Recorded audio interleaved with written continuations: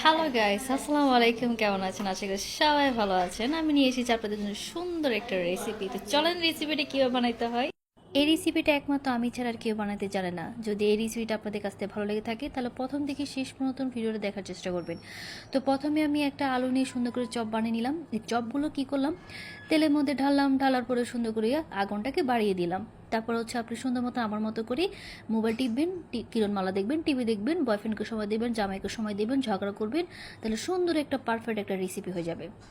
আর যদি আপনারা এই সুন্দর একটা পারফেক্ট একটা কালা কালা কাইল্লা মতন একটা কালার পেতে চান, তাহলে বেশি বেশি করে মোবাইল দেবেন, বেশি বেশি করে টিভি দেখবেন, বয়ফ্রেন্ডকে সময় দেবেন, জামাইকে সময় দেবেন। একদম কোনো মানে যে চপ যে চুলাই দিয়েছেন এটার মধ্যে কোনো ফোকাস দেবেন না, শুধু মোবাইলের মধ্যে ফোকাস দিবেন, তাহলে সুন্দর একটা পারফেক্ট কালার হবে। তাহলে আপনার এই সুন্দর একটা পারফেক্ট কালার হবে না যদি আপনি মোবাইল না টিবেন, সময় না দেন মোবাইলকে, এমনকি বয়ফ্রেন্ডকে সময় না দেন, তাহলে সুন্দর এই পারফেক্ট কালারটা কখন হবে না। যদি ভালো লাগে অবশ্যই আমার মতন চেষ্টা করবেন। পাশে থাকবেন। আল্লাহ হাফেজ, ভালো থাকবেন, টাটা।